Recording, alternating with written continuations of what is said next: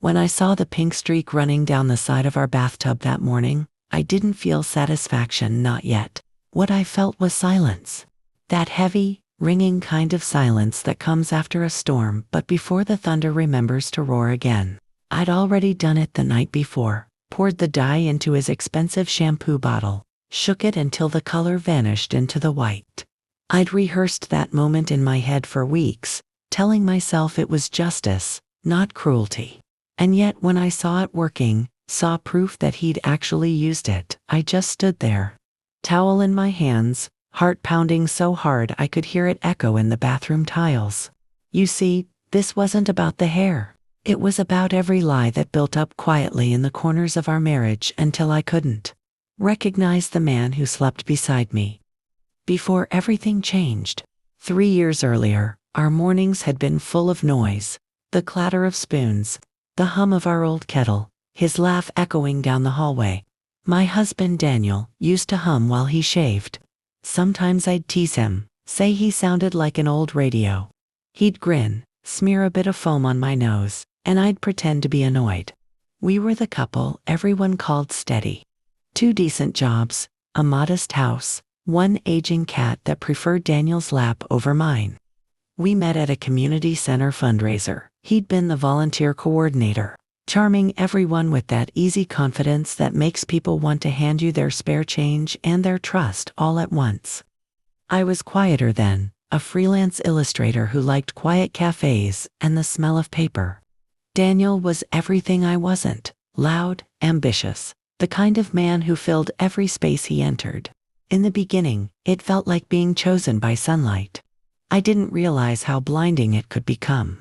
Our routine was simple. He left for work around 7. I worked from home. Evenings were our small rituals, cooking together, watching some forgettable series, sharing silly memes before bed. There were no cracks, or maybe there were, and I was too busy coloring inside the lines to notice. Little things. It started, as these things often do, with little things. Daniel began coming home later, not much at first. Just traffic, he'd say, loosening his tie, kissing me on the forehead. Then came the work trips overnight, sometimes whole weekends. When I'd ask questions, he'd smile that practiced, soft smile and say, "Come on, babe, you know I'd tell you if something was wrong." I wanted to believe him. I needed to. The truth is, when you love someone, you build entire worlds out of their excuses.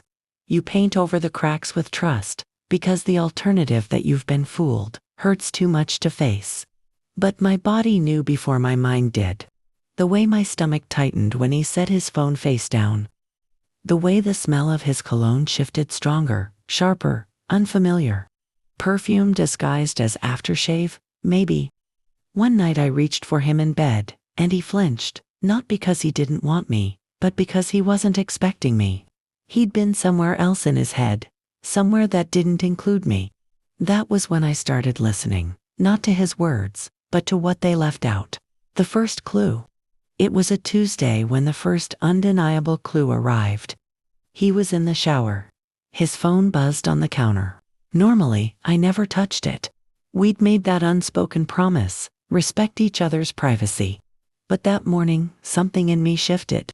Maybe it was the way he'd been smiling at his phone all weekend. Maybe it was the way he'd turned the screen away when I walked in. The message lit up just long enough for me to read the name, Leela. A heart emoji. Simple. Devastating. The text said, "Last night was perfect. Can't stop thinking about you." I wish I could tell you I stayed calm, that I confronted him then and there. But instead, I froze. The sound of the shower felt distant, like I was watching a movie about someone else's life. I put the phone down, face up this time, and walked out. I made coffee I didn't drink, sat at the kitchen table, staring at the wall until he came out, towel around his waist, humming like nothing was wrong. He kissed my cheek. His hair was damp. Droplets fell onto my shoulder. I smiled back automatically, because that's what years of conditioning do. You smile to survive the moment. That day, I told myself I needed proof. I wasn't going to throw away my marriage over one message from someone named Leela. Maybe it was a joke. Maybe it was an old friend. But deep down, I already knew. You can tell when love starts hiding. The plan. The next few weeks were an exercise in pretending. He'd go to late meetings. I'd nod, say, "Drive safe." Then I'd sit by the window and watch headlights pass, wondering which one carried my husband and which one carried the man he was pretending to be. I started noticing patterns: the cologne, the ironed shirts, the way he suddenly cared about his hair again. It was almost funny, the vanity of it. He'd stand there, adjusting his reflection, not realizing I was behind him, memorizing the stranger he was becoming. One night, while doing laundry, I found a receipt in his jacket pocket. A fancy hotel, dinner for two, champagne. My name wasn't on the bill. That was when something inside me cracked. Not loud, just quietly, like glass under slow pressure. I didn't scream. I didn't confront him.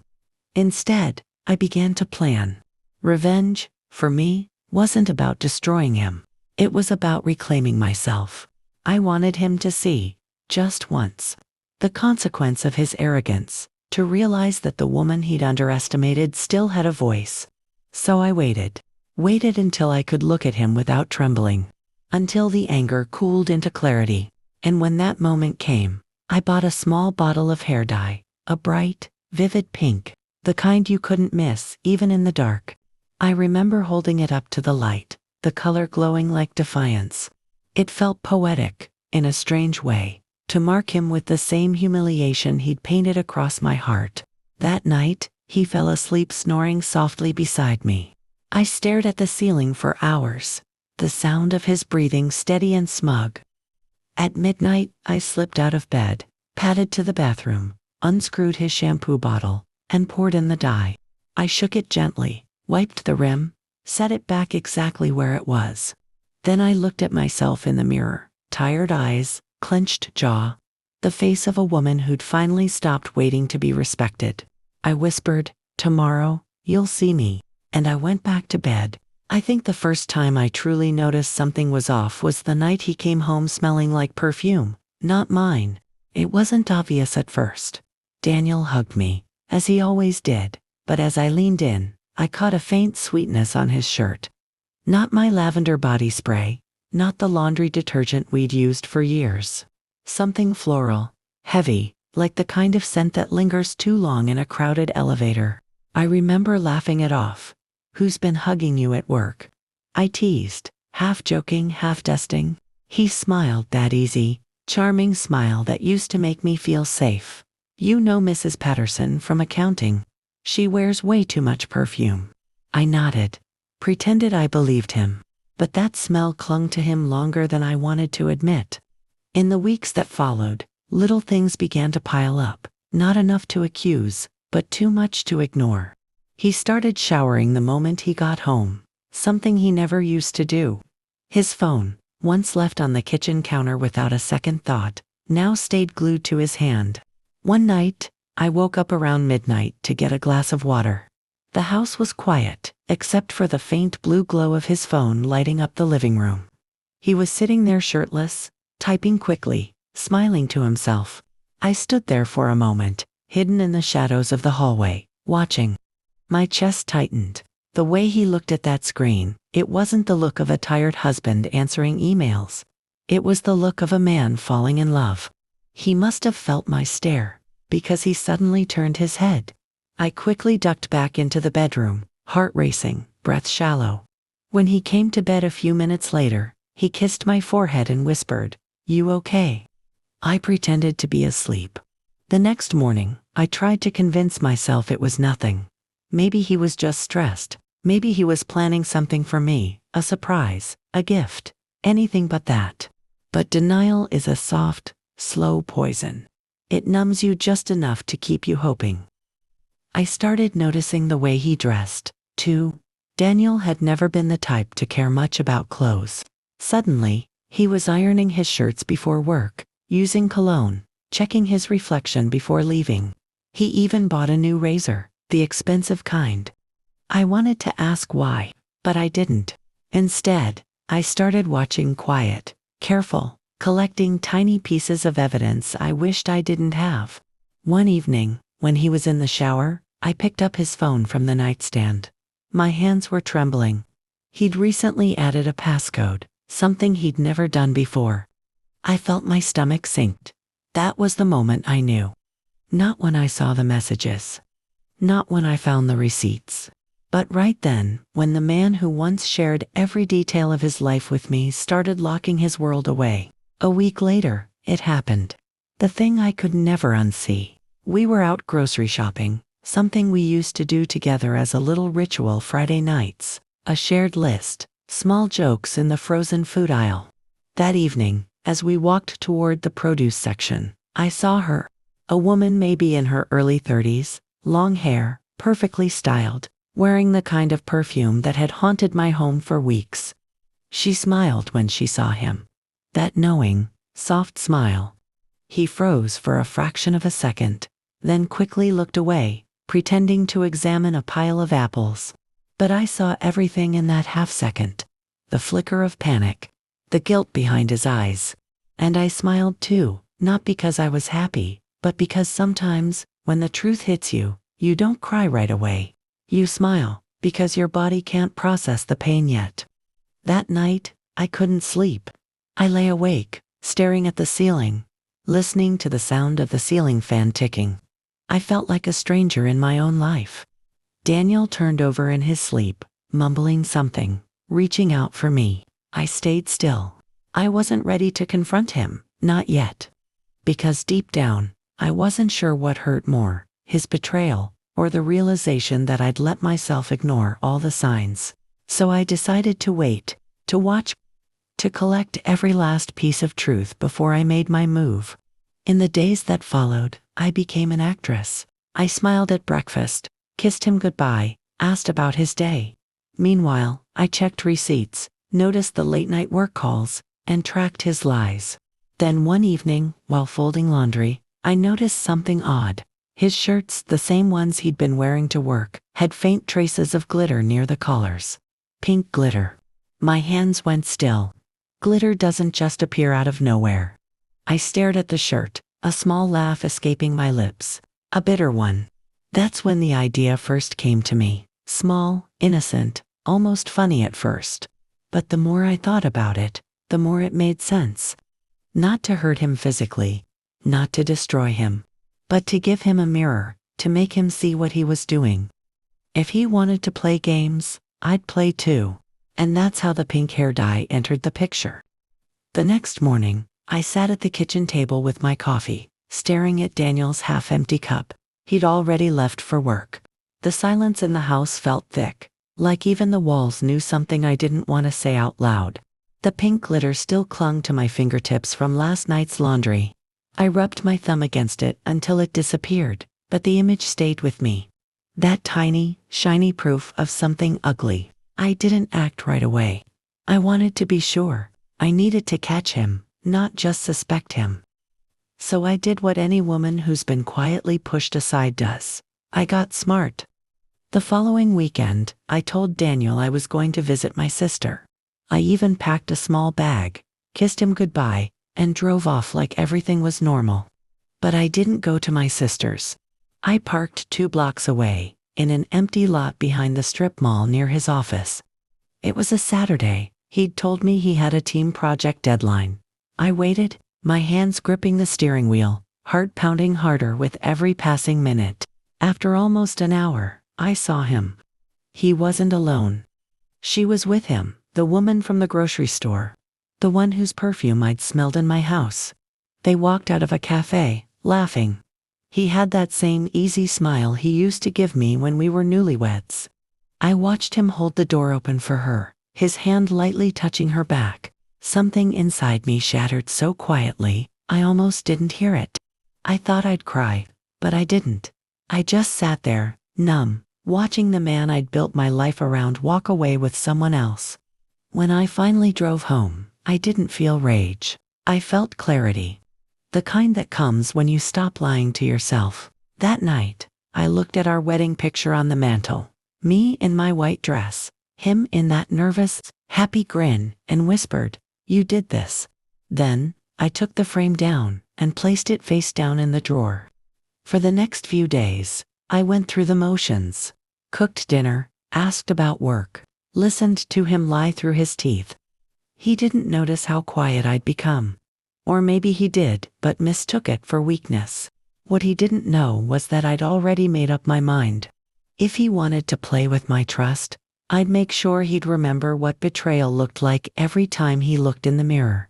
So one afternoon, while cleaning the bathroom, I swapped his regular shampoo with a mixture I made from his favorite bottle, only this time, I added a little surprise, a bright pink semi-permanent hair dye.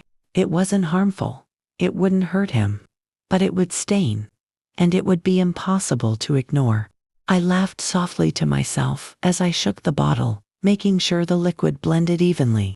There was something deeply satisfying about it, not out of cruelty, but justice. For weeks, I'd felt invisible, unheard. Now, I was reclaiming my voice, even if it came in the form of a bottle of hair dye. That night, as he showered, I sat in the living room with a cup of tea, listening to the water running.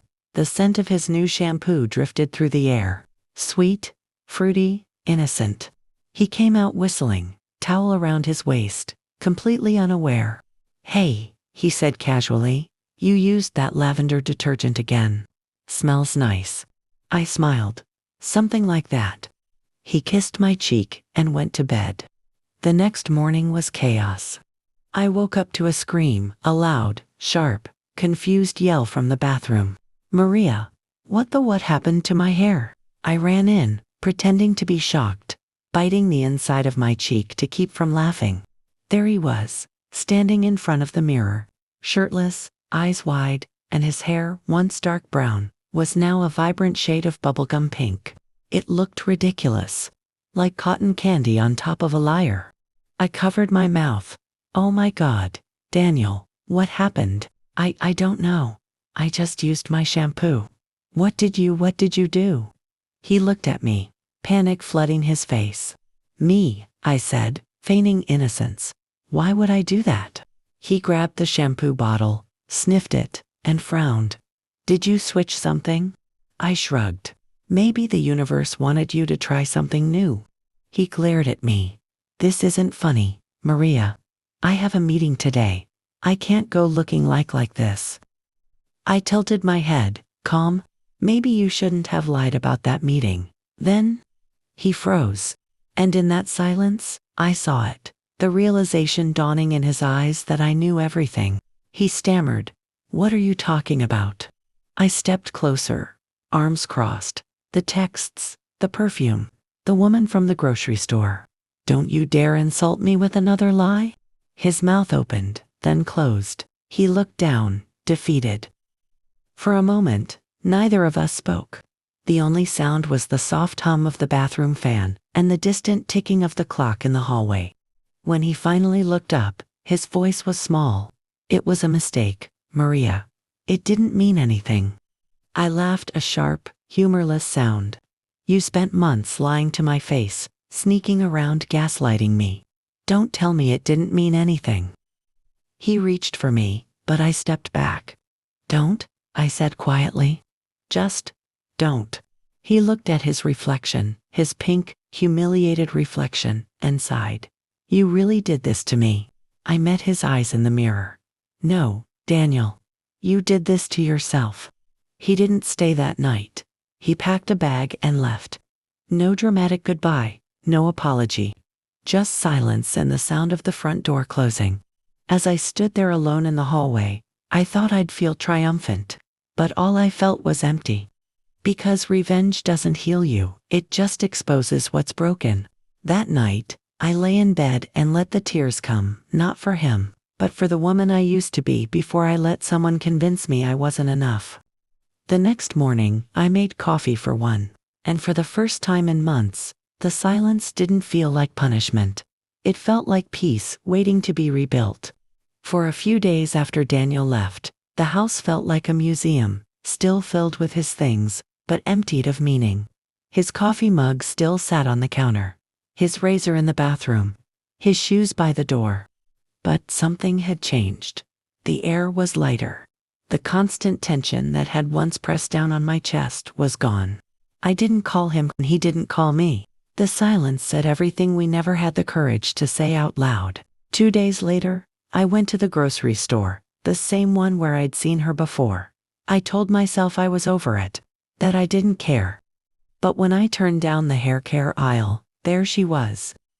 Bright red nails, floral perfume, a smug little smile, and this time, her hair was styled perfectly, like she'd spent the morning making sure everyone saw her shine. She glanced at me, her expression flickering with recognition. Then, something strange happened. She froze. Her eyes darted past me, and her jaw dropped. I turned around. Daniel. He was at the end of the aisle, wearing a baseball cap pulled low. But even that couldn't hide it, the pink hair peeking out from underneath, glowing under the fluorescent lights like a neon sign of guilt. He stopped when he saw both of us standing there. For a split second, no one spoke. It was the kind of silence that sucked the oxygen out of the air. Then she, the other woman, broke it. Daniel, what happened to your hair? He glared at her, then at me, realization hitting like a storm. You knew, he muttered. I smiled softly. Of course I knew. Her lips curled into an awkward smirk, but it didn't last long. People were starting to look: a young cashier, a mother pushing a cart, an older man who paused by the end of the aisle. Pink-haired Daniel was impossible to ignore. The woman turned to me, trying to save face. You didn't have to humiliate him like that. I met her gaze, steady, calm, unflinching. You're right, I said. But then again, neither did he. She blinked, the color draining from her face. Daniel muttered something under his breath and stormed out of the store, his cap slipping off as he went. And there it was, his bright pink head in full view for everyone to see. The woman followed him, her heels clicking angrily against the tile. For the first time in months, I didn't feel small. I didn't feel broken. I felt steady. By the next week, word had spread through our small neighborhood, not in the gossipy, cruel way, more like quiet whispers carried through fences and backyards. I didn't fuel the rumors. I didn't need to. The truth had already painted itself bright pink for the world to see. When the HOA president accidentally mentioned that she'd seen Daniel at the gas station looking like a strawberry milkshake, I just smiled politely and changed the subject. There was power in silence, in not defending yourself when you had already won. A few days later, Daniel called. Maria, he started, his tone careful. Can we talk? I hesitated. Then, against my better judgment, I agreed to meet him at a small diner downtown. When I arrived, he was already there, sitting in a corner booth. His hair, still faintly pink, was cropped short, like he'd tried to erase the past. He looked smaller somehow, deflated. I'm sorry, he said quietly. I was stupid. I don't know what I was thinking. I stirred my tea slowly. You were thinking you wouldn't get caught. He winced. I deserved that. For a moment, neither of us spoke. The clinking of dishes and low murmur of conversation filled the air. I lost everything, he said finally. You, my job. Even she. He stopped himself. She doesn't talk to me anymore.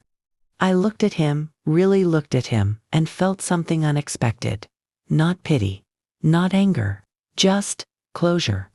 Daniel, I said softly, you didn't lose me. You threw me away. He looked down. Do you think you could ever forgive me? I paused, then smiled sadly. I already have. He blinked, surprised. You have? Yes, I said. But forgiveness doesn't mean I want you back. He nodded slowly, tears welling in his eyes. I understand. When I left the diner, the sun was setting, soft orange light spilling across the parking lot. I stood there for a moment, breathing it in. It smelled like rain and new beginnings. Weeks turned into months. I repainted the bedroom, changed the curtains, started cooking for myself again, real meals, not just leftovers.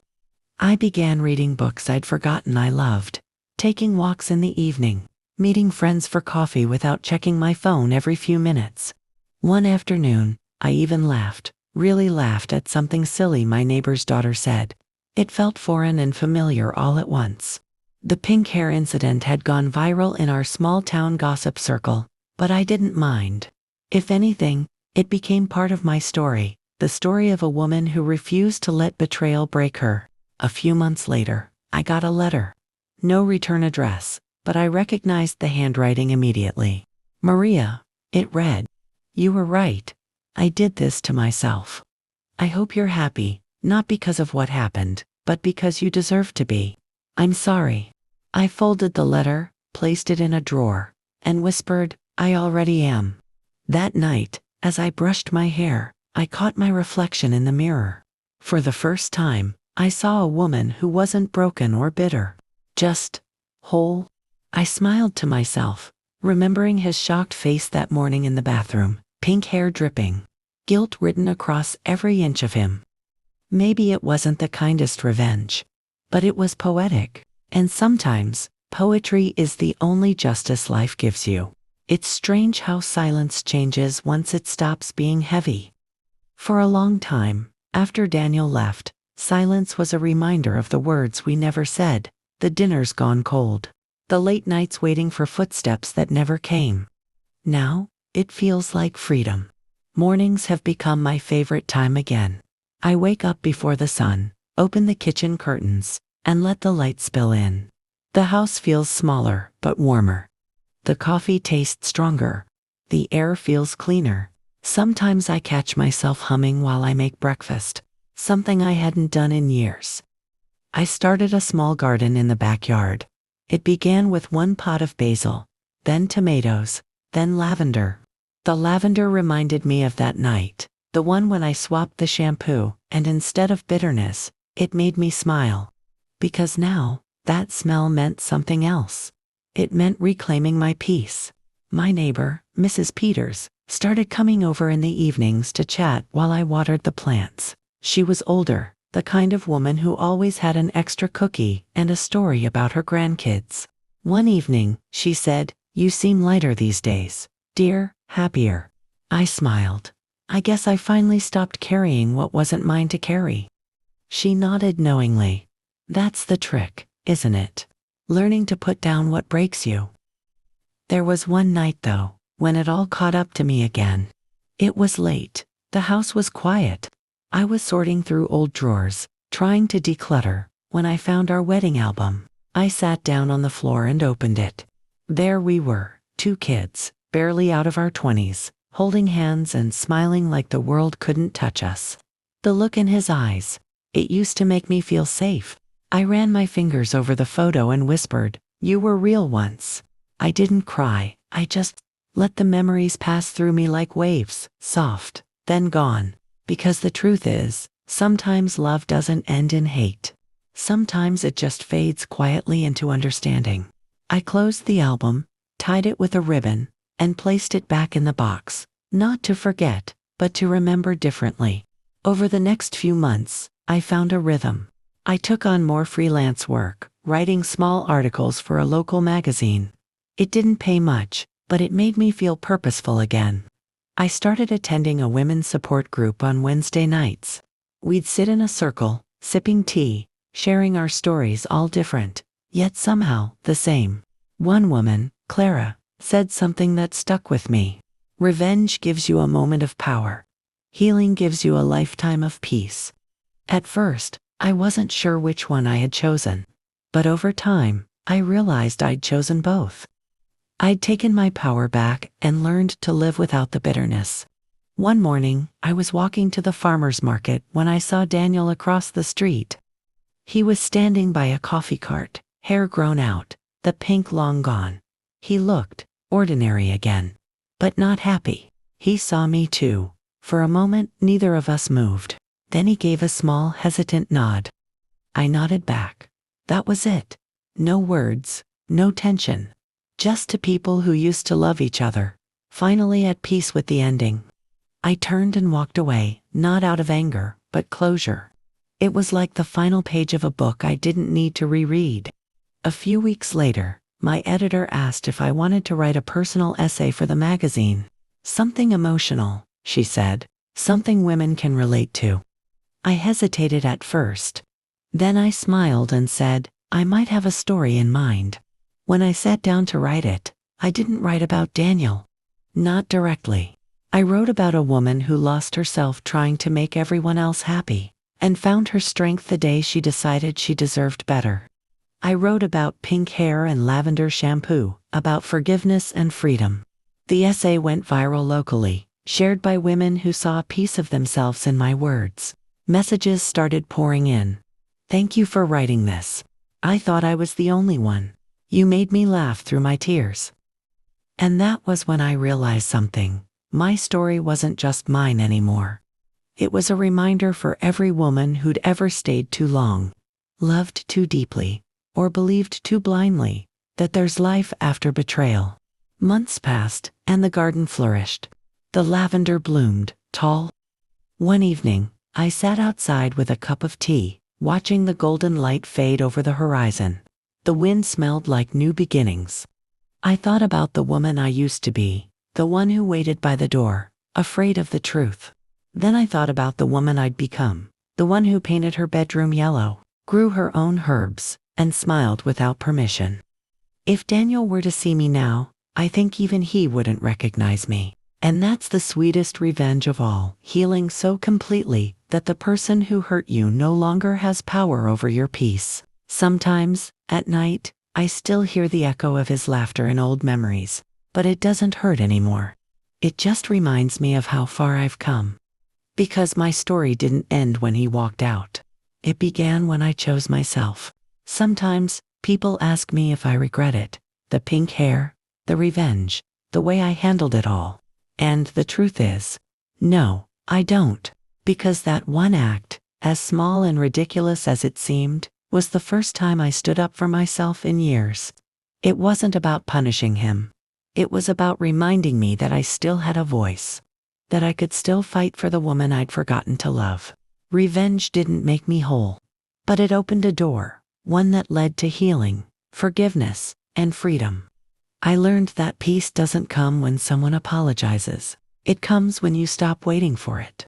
If you're listening to this and you've ever been made to feel invisible, if someone's lied to you, betrayed you, or made you question your worth, I want you to hear me clearly. You are not broken. You are not foolish for loving deeply, and you are not weak for walking away. Sometimes strength doesn't look like screaming or slamming doors. Sometimes it looks like quiet mornings, blooming lavender, and a heart that finally beats without fear. When I think about Daniel now, I don't feel anger anymore. I hope he's learned something too. Maybe every time he smells lavender, he remembers the woman who finally chose peace over pain. As for me, I've learned to forgive, not for his sake, but for mine. Because forgiveness isn't about letting someone back into your life. It's about letting yourself move forward without them. If you were in my place, what would you have done? Would you have stayed silent or made your stand in bright pink? Tell me in the comments. And if my story reminded you of your own strength, don't forget to subscribe, share your story, and remind another woman that she's not alone. Because healing starts when we tell the truth out loud, unapologetically, and together.